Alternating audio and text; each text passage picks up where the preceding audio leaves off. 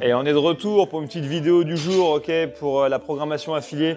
Donc aujourd'hui, on va un petit peu parler du sumo deadlift pull exécuté avec un kettlebell. Ok, pour rappel, le mouvement terminé ressemble à ceci.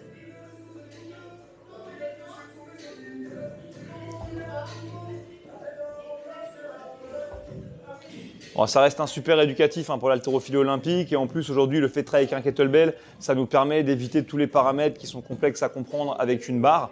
Ok, néanmoins, il y a 2-3 petits pièges dans lesquels il ne faut pas tomber lorsqu'on bouge avec le KB. Bon, premier truc, on va parler de la position de départ. Donc vous voyez de manière assez simple, le bon point de repère, c'est sans doute d'aligner les lacets des chaussures avec la poignée du KB et d'amener les talons plus larges que les épaules. Pour la prise, ça va être assez naturel, ok, on va avoir une prise à l'intérieur des jambes, mais retenez quand même que c'est pas mal d'avoir plutôt les mains orientées à l'extérieur des poignets pour donner un petit peu plus de latitude de mouvement au niveau de l'épaule. Ensuite, on va utiliser une progression, d'accord, pour enseigner ce mouvement. Le plus simple, c'est de commencer par le soulevé de terre, ok, ou le deadlift, ça ressemble à ça. Yes. Et là, on va se rendre compte que ce n'est pas réaliste d'espérer se mettre sur la pointe des pieds, donc on garde vraiment les talons dans le sol. Et en tant que coach, chaque fois que la tête est en bas, je vais lui dire genou vers l'extérieur. Yes, et creuser un peu le dos. Yes. Et en haut, encore une fois. Super. Une fois que ça c'est fait, on peut passer au deadlift et au shrug qu'on va d'abord exécuter lentement. Et à ce stade-là, vraiment l'important, ce sera d'être capable de vérifier le timing du mouvement entre l'ouverture de hanche et le haussement d'épaule. Ça ressemble à ça. Yes.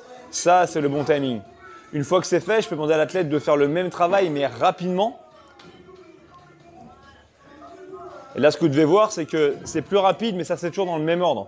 Et n'oubliez pas, à chaque fois qu'on retourne à la position de départ, on vérifie chez les athlètes. Genou vers l'extérieur. Yes. Creuse un petit peu ton dos. Yes. Allez, beaucoup mieux. Encore une dernière rep. Et go. Et toujours, les talons sont restés figés dans le sol. Une fois qu'on en est là, on peut pouvoir passer au mouvement complet. Ok. Tu peux te rester debout une petite seconde, Gauthier, pour récupérer.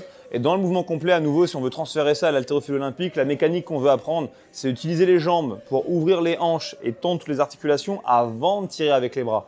Donc c'est vraiment un mouvement sans qu'il se fasse en deux temps. Il se fait néanmoins en 2 phases enchaînées très rapidement, mais qui doivent rester notables à l'œil. Ça ressemble à ça. Et go. Yes. Encore une fois. Yes.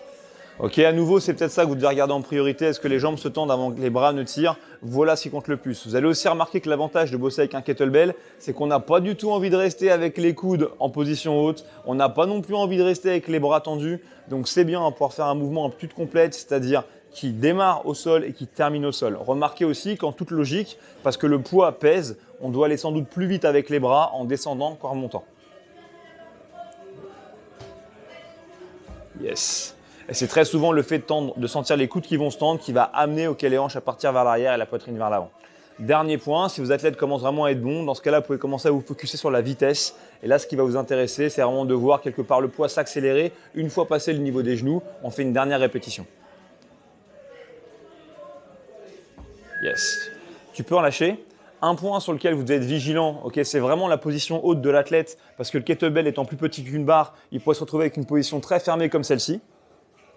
Okay. Donc faites attention, n'hésitez pas soit à changer de kettlebell avec une poignée plus large ou à déplacer un petit peu la position des mains pour être capable d'ouvrir un peu plus. Et puis on peut aussi limiter un petit peu l'amplitude de mouvement. Voilà, ce n'est pas quelque chose de très grave. Autre chose qui pourrait se produire, c'est que vous soyez face à un athlète qui a tendance à trop partir vers l'arrière et qui finisse du coup par se cambrer, vraiment de manière très excessive en position haute.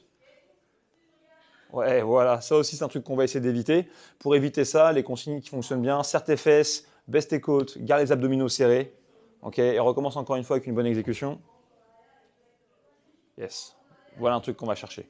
Et une dernière fois, je le répète, mais à chaque fois qu'on arrive à la position de départ, redonnez les consignes, genoux vers l'extérieur et creuse ton dos, parce que même un athlète qui sait bien bouger, il a besoin de les entendre pour encore peaufiner ses postures. Et tu peux te remettre debout et on peut relâcher.